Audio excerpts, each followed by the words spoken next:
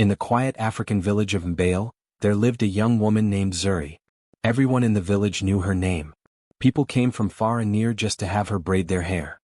Her small hut stood near the market, made of red clay walls and a grass roof, with a wooden stool and a mirror hanging by the door.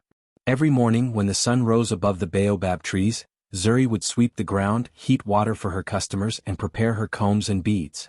Her hands were small but strong, her fingers moved quickly and softly, like a song only she could hear. When Zuri touched someone's hair, it was as if time slowed down. The hair became smoother, softer, and brighter. She did not pull or twist hard like other hairdressers. Her touch was gentle, almost loving. People said she had the hands of an angel. But something strange always happened. Every person who sat on her stool to get their hair done would soon close their eyes and fall asleep. It did not matter if they were young or old, tired or full of energy. Once Zuri began to braid, they would sleep deeply, sometimes even snoring softly. At first, the villagers thought it was funny. They would laugh and say, "Zuri's hands are better than a lullaby." But as time passed, people began to whisper. "Maybe she uses magic," said one woman. "No," said another, "it must be witchcraft. How can everyone sleep when she touches them?" The old men would shake their heads, watching her work from afar. Children were told not to stay near her too long. Yet no one stopped going to her.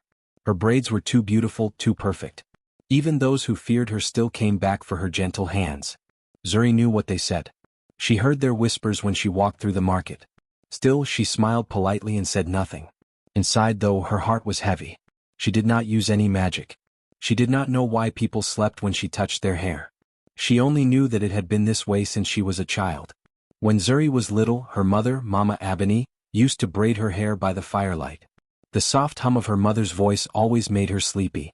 Sometimes she would wake up to find her hair finished and her mother smiling. One night, when she was around 10 years old, she tried to braid her mother's hair in return. She wanted to make her mother proud. But halfway through, Mama Abeni fell asleep just like the villagers did now. When she woke, she looked at her daughter's small hands and said quietly, "Your touch is special, Zuri. Never forget that."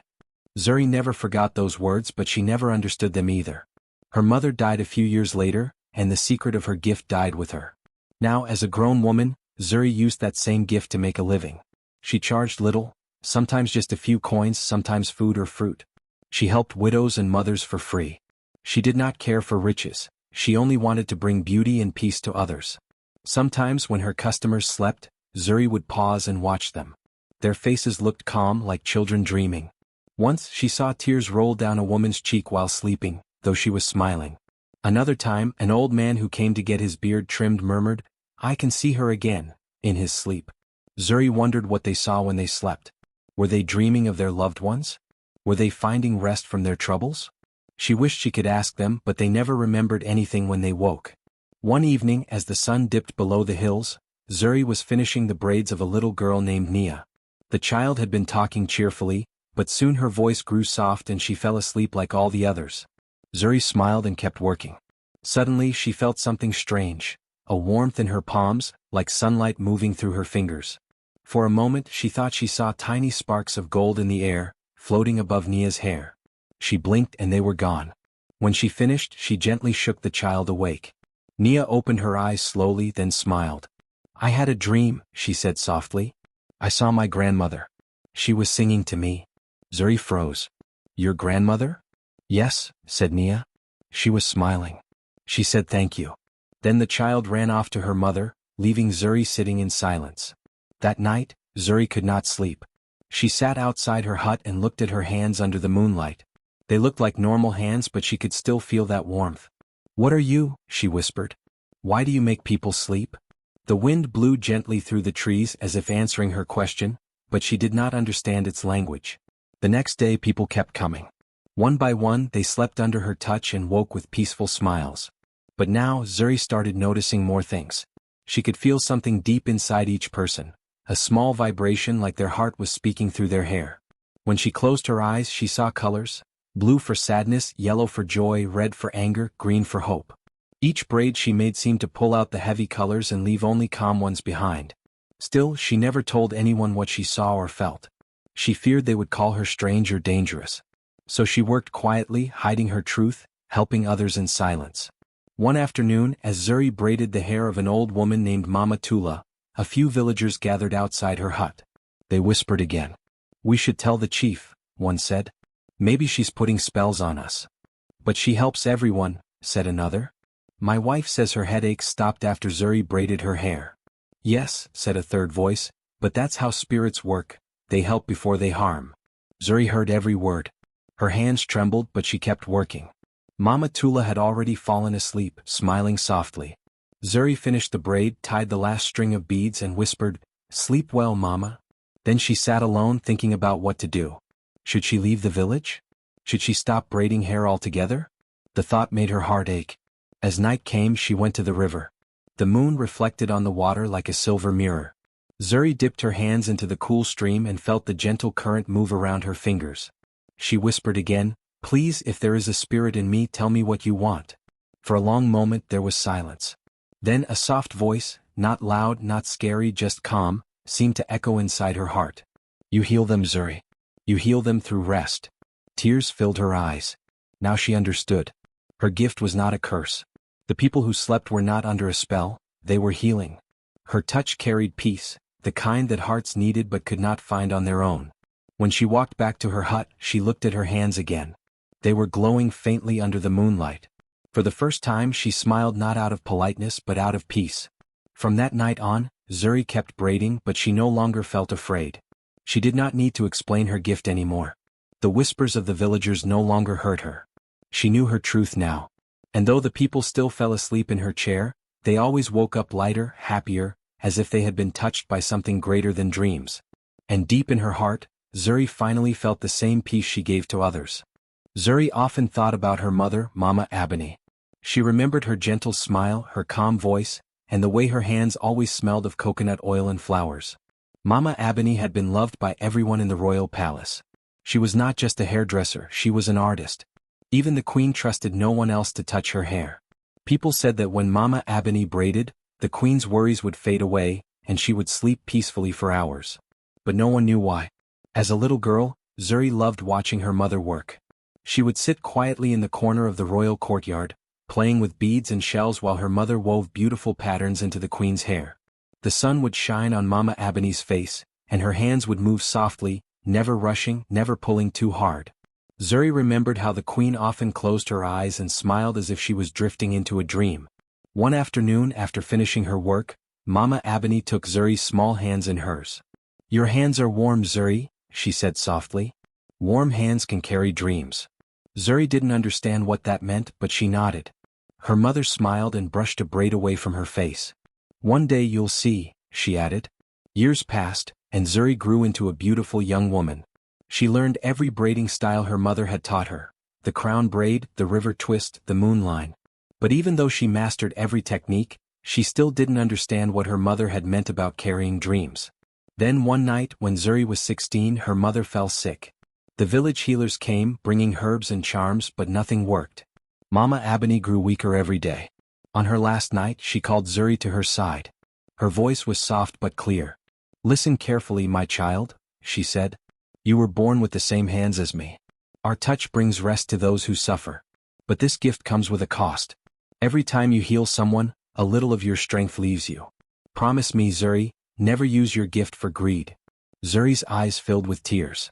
"I don't understand, Mama," she whispered. "What do you mean?" Mama Abani smiled weakly. "You will know when the time comes." Then she closed her eyes and said her final words, "Your hands carry dreams, my child." After her mother died, Zuri sat by the fire for many nights, staring at her hands. She turned them over and over, but they looked like any other hands. She wondered if her mother's words had only been a dream. But soon she began to notice strange things. The first time it happened, she was braiding her cousin's hair.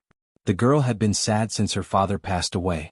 Halfway through the braiding, Zuri saw something unusual. When she blinked, the world around her seemed to fade, and she saw her cousin standing in a field of tall grass, smiling at her father. It was so clear, so real, that Zuri dropped her comb in shock. Her cousin didn't notice, she was fast asleep, smiling softly. When she woke up, she said, "I feel light, like something heavy just left me." Zuri didn't know what to say. She just smiled, though her hands trembled slightly. She felt tired, as if she had not slept in days. From that day it happened again and again.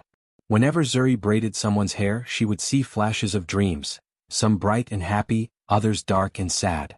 Sometimes she saw a young boy running through the rain, sometimes an old woman holding the hand of someone who was no longer alive. She saw hidden memories, secret tears, and old wounds that had never healed. The dreams came fast like short bursts of light and then faded. Each time the person would fall asleep, peaceful and still. When they woke they always said the same thing, "I feel better." But after they left, Zuri felt weak, her body heavy, her chest full of strange emotions that didn't belong to her. One evening, Zuri went to the river to wash her hands. The cool water felt good against her skin. She stared at her reflection in the water and said softly, "Mama, is this what you meant? Is this the gift you left me?" The wind rustled through the trees but there was no answer. Only the sound of frogs croaking and crickets singing in the grass. The next morning an old woman named Mama Keba came to her hut. She looked tired and worn out, her eyes red from crying. "Zuri," she said, "my son has not spoken since his wife died. Maybe your hands can help." Zuri hesitated. She was afraid. But she remembered her mother's words, "Use your gift to bring peace." So she agreed. She washed her hands, lit a small candle and told the old woman's son to sit down. He looked empty, his eyes dull and lifeless. Zuri began to braid his hair slowly, carefully. As she worked, the same warmth filled her palms. She closed her eyes and saw something, a woman standing in a garden, smiling and waving. The man in the chair smiled in his sleep, his lips moving silently as if whispering to someone. When Zuri finished, she gently tapped his shoulder. He opened his eyes and took a deep breath. "I saw her," he said softly. "I saw my wife. She told me to live." Then he looked at Zuri with tears in his eyes. "Thank you." When he left, Zuri sat on the ground, exhausted. Her whole body felt weak, but her heart was warm. She knew now that her mother had been right. Her hands truly carried dreams, dreams that healed broken hearts. But as her gift grew stronger, her loneliness grew too. She could not tell anyone what she saw. If she told them, they might fear her or call her a witch. So she kept her secret hidden deep inside. At night, she sometimes dreamed of her mother. Mama Abani would stand under the moonlight, smiling. "You are doing well, my child," she would say in the dream. "But remember, healing others should never make you lose yourself." Zuri would wake with tears on her cheeks, whispering, "I miss you, Mama." As time went on, the villagers began to notice how people always felt better after visiting Zuri. Even those who doubted her started to believe she had a blessing from the ancestors. But Zuri didn't care for praise. She only cared for peace, the kind her mother had given to others. Still, sometimes she wondered if her gift would one day be too heavy to carry. Every braid took a little more of her strength. Some mornings she woke so tired she could barely lift her comb. She would whisper to herself, "Just one more person, Mama. Just one more." One afternoon, after helping a grieving widow, Zuri fainted. When she woke up, she was lying on her bed, her hands glowing faintly in the dim light. The glow faded as she watched, leaving her feeling lighter, but also empty. She realized then that she could not keep giving without resting. She would have to learn balance. As she lay there, she thought again of her mother's last words. "Your hands carry dreams, my child." Now she finally understood. Her mother had not just left her a gift, she had left her a purpose. A way to bring peace to those who suffered, even when her own heart felt heavy. And so, even though the burden was great, Zuri decided she would continue her mother's work. Because to her, the smiles of those she healed were worth every ounce of her strength. The morning sun rose slowly over the hills of Mbale. The village was quiet except for the sounds of goats bleating and women pounding grain. Zuri sat outside her small hut, combing through a bundle of black braiding thread. Her hands were still tired from the day before, but she smiled softly. Every day she promised herself to take a break, yet people always came. They came not only for her braids but for the peace that came with her touch. That morning, as she prepared her things, she noticed a tall stranger walking through the dusty path toward her hut. He looked different from the villagers. His clothes were travel-worn, his sandals covered in dust, and he carried a small leather bag across his shoulder. His eyes were calm, but they seemed to hold something old, something knowing. He stopped in front of her and smiled. "You must be Zuri," he said. His voice was deep but gentle. Zuri nodded slowly. "I am. Who are you?" "My name is Kato," he replied. "I've come a long way. They told me in the next village that there is a woman here whose hands bring peace. I wanted to see for myself." Zuri gave a small smile. "I don't know about peace. I only braid hair." Kato chuckled softly. "Then braid mine. Let me see what your hands can do." She looked at him for a moment, unsure. His hair was thick and wild, touched by the wind and sun from his travels. "You should know," she said quietly, "people often fall asleep when I braid their hair." "Then let me dream," Cato said, his smile kind. Zuri hesitated but finally nodded. She washed her hands in a small bowl of water, dried them, and motioned for him to sit on the low stool. As she began to part his hair, the air around them felt still. The usual breeze stopped, and even the birds seemed to quiet. Her fingers moved gently through his hair, soft and careful as always. But something felt different. There was a strange energy in the air, not heavy, not frightening, but warm, almost alive. She waited for him to fall asleep as all others did, but he didn't. Cato sat still, breathing slowly. After a few moments he spoke softly. "Your hands carry more than skill. They carry life." Zuri froze, her heart skipping a beat. No one had ever said that before. Most people never even stayed awake long enough to speak. She tried to laugh it off. "You're imagining things," she said. But Cato turned his head slightly, his eyes meeting hers. "No," he said quietly. "You carry more than a gift. You carry a spirit." For a moment, Zuri couldn't move. Her hands rested on his shoulders, and a strange warmth began to rise from his hair into her palms. It flowed up her arms like a river of light. For the first time in her life she didn't feel tired while braiding, she felt strong. It was as if the warmth she gave to others was finally coming back to her. She quickly pulled her hands away, trembling. "Who are you?" she whispered. Cato smiled calmly. "Just a traveler. But I have seen things. I've met healers who can sing the pain out of people. I've met men who can speak with rivers and women who can call rain. But your gift, it is different. It is born of dreams." Zuri looked away. "It's not a gift," she said softly. "It's a burden. Every time I help someone, I grow weaker." Cato nodded. "Because the spirit that flows through you takes more than it gives. But it doesn't have to be that way." She frowned. "What do you mean?" Cato didn't answer right away. He closed his eyes and let her continue braiding. As her hands moved, she noticed that his body stayed relaxed, his breathing steady, yet his eyes never closed. It felt strange, almost wrong. Every person she had ever touched before had fallen asleep within minutes. "You're not sleeping," she whispered. "No," Cato said with a small smile. "And neither should you. You've been asleep to your own power for too long." Zuri didn't understand. She wanted to ask what he meant, but the warmth from her hands grew stronger, almost glowing. She could feel energy moving between them. Her gift was flowing into him, but unlike the others, Cato was sending it back. It was as if he was reflecting her light, returning what she had always lost. When she finished the last braid, she stepped back. The air around them seemed brighter, though the sun had not moved. Her body didn't feel weak this time.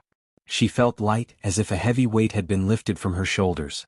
Cato stood and looked at her with gentle eyes. "Do you feel it?" he asked. "Yes," she said slowly. "But I don't understand." He nodded. "Your gift was never meant to drain you. It was meant to flow, to give and receive. But something blocks the balance." Zuri shook her head, confused. "I don't know what you're talking about. I never asked for this gift. I only wanted to help people." Cato smiled. "Sometimes those who never ask are the ones chosen." He turned and looked toward the old baobab tree that stood at the edge of the village. "Tell me," he said, "have you ever been to that tree?" Zuri followed his gaze. "No. My mother used to go there sometimes. She said it was sacred." "It is," Cato said quietly. "The answers you seek may be buried beneath its roots." Zuri stared at him. "How do you know that?" Cato looked back at her. "Because I was sent to find you. You are not cursed, Zuri. You are bound by a spirit that once belonged to someone else." She took a step back, her heart pounding. "Bound? To what?" "To a dream that was never yours," Cato said. "Your mother carried it first. And when she died, it passed into you." Zuri's eyes widened. She remembered her mother's words, "Your hands carry dreams, my child." "Are you saying my mother knew about this?" she whispered. Cato nodded. She knew. But she could not break it alone. The sky began to turn golden as the evening came. Zuri stood in silence, staring at her glowing hands. For the first time she realized that maybe her mother's gift, and her pain, were both parts of something larger, something ancient. Cato reached into his bag and pulled out a small, carved stone shaped like a spiral. It shimmered faintly in the fading light. "Take this," he said. "When the moon rises tomorrow night, meet me under the baobab tree. Together we will wake what sleeps beneath it." Zuri hesitated, staring at the stone in his palm. Why should I trust you? Kato smiled gently. Because, for the first time, you are not the only one who stayed awake. That night, Zuri could not sleep. She sat by her window, staring at the stone in her hand. It felt warm, like Kato's presence still lingered in it. The village outside was quiet, but her heart was loud with questions. Who was Kato really? What did he mean about being bound? And what waited beneath the old baobab tree? For the first time in years, Zuri felt something she hadn't felt before. Not fear, not sadness, but hope. Hope that maybe, just maybe, she could finally understand the truth behind her gift. As the moonlight touched her hands, she whispered softly, "Mama, maybe tomorrow I'll finally know." The next evening, the moon rose full and bright above the village of Mbale. Its silver light washed over the quiet huts, the river, and the fields, making everything look soft and calm. Zuri stood at the edge of her hut, holding the small carved stone Kato had given her. It was warm in her hand just like the night before. She could feel it humming softly as if it was alive. Her heart beat fast. She did not know what she was walking into, but something deep inside told her she had to go. The path to the old baobab tree was long and silent. Crickets sang in the grass, and the wind moved gently through the tall trees. Zuri walked barefoot, her dress brushing against the dust. The air smelled of earth and flowers. Every step she took brought back memories of her mother, her laughter, her songs, her stories. She remembered watching Mama Abani walk to this tree at sunset many times. Her mother would kneel beneath it, whisper words that Zuri could never hear. At that time, Zuri thought it was just prayer. Now she wondered if it was something more. When she reached the tree, Kato was already there. The moonlight lit up his face as he stood quietly, his hands clasped behind his back. The great baobab tree rose above them like a giant, its trunk thick and old, its roots spreading across the ground like arms reaching for something lost.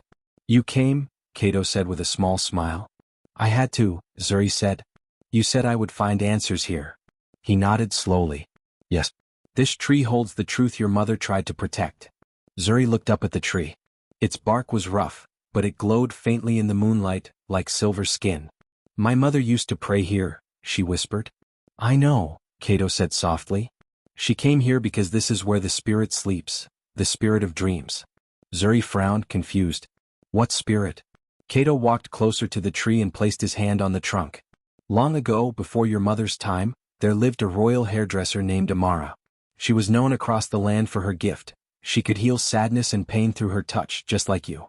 But the queen she served became jealous and wanted Amara's gift to belong to her alone. So the queen forced her to use a sacred comb made by the dream spirits. That comb trapped the spirit of peace inside it, binding it to Amara and all her daughters after her. That curse passed from mother to daughter, until it reached you." Zuri's eyes widened. "So the spirit that makes people sleep, it was trapped in our family?" "Yes," Kato said. "It was never meant to belong to one person. That's why it weakens you. It keeps taking from you what it needs to survive." Zuri stared at the ground, her heart heavy. "My mother knew," she said softly. "She carried it all her life." Kato nodded. "She tried to free it. That's why she came here so often. But she couldn't do it alone. The bond needed another, someone born with the spirit's full strength. That person is you." Zuri looked down at her hands. They glowed faintly under the moonlight as they always did when she used her gift. She had always thought the glow meant blessing, but now she saw it differently. It was the mark of the spirit trapped inside her. "What do I have to do?" she asked. Kato reached into his bag and pulled out something wrapped in cloth. He unfolded it carefully and Zuri gasped. It was an old carved comb made of ivory. Its surface was covered with tiny symbols, spirals, stars, and waves. The same shapes Zuri had seen in her dreams. "This is it," Kato said softly. "The comb of the dream spirits." Zuri reached out and touched it. The moment her fingers brushed its surface, a soft hum filled the air. The wind stopped. The leaves above them grew still. And then a faint whisper rose, a woman's voice, gentle but full of sorrow. "Set me free." Zuri's breath caught in her throat. "Did you hear that?" Kato nodded. "She's been waiting for you." The ground beneath the tree began to tremble lightly. The moonlight grew brighter, wrapping the two of them in a pale glow. Kato took a deep breath and said, "You must return the comb to the earth. The spirit will leave through you. It will hurt, but only for a moment. After that, you'll be free." Zuri swallowed hard, fear rising in her chest. "And if I don't?" Kato looked at her sadly. "Then the spirit will keep taking your strength until you have none left." Zuri closed her eyes. Her mother's face appeared in her mind, kind, loving, and tired. She remembered her last words, "Your hands carry dreams, my child." Now she finally understood what that meant. She nodded. "I'm ready." Cato knelt beside the great roots of the baobab tree and began to dig a small hole. Zuri held the comb tightly, her hands shaking. The air around her shimmered. She could feel the spirit inside her stirring, restless and heavy. When Cato finished digging, he stepped back and said, "Now place it there." Zuri knelt down slowly. Her heart beat fast, her breath quick. She placed the comb gently into the hole and whispered, "You can rest now." As soon as she said the words, a soft light burst from the ground. It spread through the roots of the tree and rose up into the sky like a silver flame. Zuri gasped as a rush of warmth and pain swept through her body. She fell forward, pressing her hands into the soil. The glow from her palms flared bright, then dimmed. In the light, she saw visions. Her mother standing beneath the same tree, her hands raised in prayer. The queen from long ago holding the sacred comb. The spirit of a woman made of stars, smiling gently. The woman's voice filled Zuri's mind. "You have done what your mother could not. You have freed me." Tears filled Zuri's eyes. "Who are you?" she whispered. "I am the dream spirit," the voice said softly. "And you, Zuri, are my final keeper." The wind rose, swirling around her, carrying petals and dust into the air. Then, slowly the light faded. The night became still again. The hum in her hands was gone. For the first time in her life, her palms felt light, empty, and free. Cato helped her stand. "It's done," he said softly. Zuri looked around. The tree seemed even larger now, its leaves glowing faintly under the moonlight. "It feels different," she said. "The spirit has gone home," Cato replied. "It will no longer sleep in your blood." Zuri looked down at her hands again. They no longer glowed. For a moment she felt a strange sadness. She had carried the spirit her whole life and now it was gone. But beneath that sadness was peace, deep and real. She turned to Cato and smiled. "Thank you," she said. "You helped me find what my mother was searching for." Cato smiled back. "No, Zuri. You found it because you were brave enough to look." The two of them stood under the baobab tree for a while, watching the moonlight dance on its leaves. The wind blew softly again, carrying a voice, faint but clear. "Thank you, my child." Zuri closed her eyes. "Goodbye, Mama," she whispered. And for the first time since she was a little girl, the air around her felt still and quiet, not heavy with magic or dreams but full of peace. She was free. The first rays of the morning sun touched the village of Mbale, painting the huts and trees in gold. The birds sang softly, and the air was cool and peaceful. Zuri stood outside her hut, watching the light spill across the fields. For the first time in many years she felt light inside her chest. Her hands, once heavy with a strange power, now felt warm and calm. She looked at them and smiled. They were still hers, but now they belonged only to her. As she walked through the village, people greeted her with smiles. Children ran past her, their laughter filling the air. Old women waved from their doorsteps. Everyone had heard about what happened at the baobab tree, though none knew the full truth. Some said Zuri had fought a spirit. Others said she had spoken to the gods. But Zuri said nothing. She simply smiled and thanked them, her heart at peace. Later that morning, a young girl named Lela came to her hut. Her hair was long and tangled, and her eyes were tired. "Zuri," she said softly, "will you braid my hair?" Zuri nodded and invited her inside. She prepared her tools, a wooden comb, some oil and colorful strings. As Lela sat down, Zuri began to braid. Her fingers moved slowly, carefully. She could feel the girl relax, her shoulders dropping, her breath deepening. But something was different this time. Lela did not fall asleep. She stayed awake, smiling faintly as Zuri worked. "How do you do it?" Lela asked in a whisper. "Why does your touch feel so peaceful?" Zuri smiled gently. "Because I braid with my heart, not my burden." Lela tilted her head, not fully understanding, but she smiled anyway. When Zuri finished, she placed a small flower in the girl's hair. The girl stood up and looked at herself in the mirror. Her eyes shone. "Thank you," she said softly and ran out to show her friends. Zuri sat back and breathed deeply. The air smelled of flowers and oil. Her hut was filled with light. She looked at her hands again and whispered, "Mama, I did it." Word spread quickly through Mbale that Zuri's braiding no longer made people sleep. The villagers were curious. One by one they came to see for themselves. They sat on the mat, let her braid their hair and stayed awake. Some laughed, some cried, but all of them felt peace. They said it was as if her fingers carried songs, gentle, healing songs that soothed the heart. Even the village chief came one afternoon. He had always respected Zuri's gift but had feared it too. Now he wanted to see for himself. When Zuri braided his hair, he smiled the whole time. When she finished, he stood up and said, "Your gift has changed, Zuri. It brings peace without sleep. The spirit in your hands has become a blessing." Zuri bowed her head. "It was never the spirit," she said softly. "It was my mother's love that stayed with me. Now I carry that love, not her burden."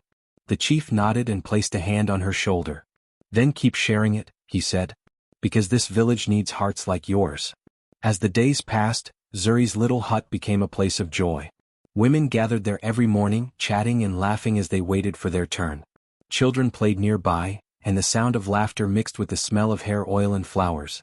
Zuri braided hair all day, sometimes stopping only to rest her hands or sip water. Yet, no matter how many people came, she never grew tired anymore.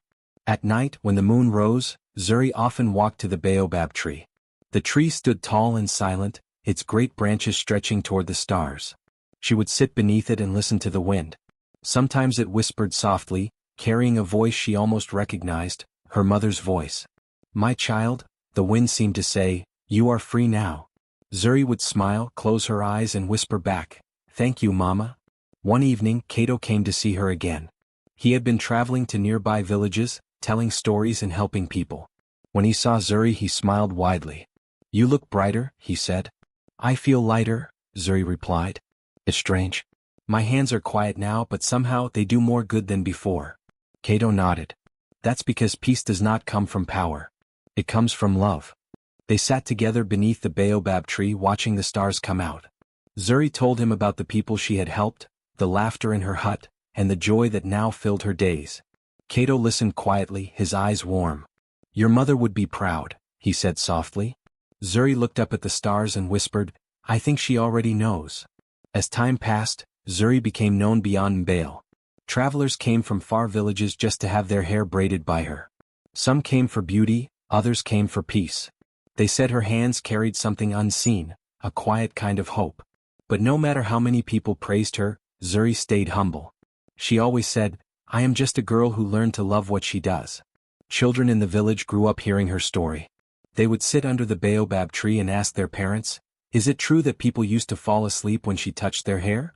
Their parents would nod and laugh. "Yes," they said. "But if only you knew why." And then the wind would blow through the leaves, whispering softly as if reminding them of something ancient and kind. The villagers often stopped to listen. They said the tree carried the voice of the dream spirit, gentle, grateful, and free. Years later, when Zuri's hair turned silver, she still braided for those who came. Her hands had grown older, but her touch was still soft. The same peace still followed her wherever she went. Sometimes she would hum as she worked, a simple tune her mother used to sing.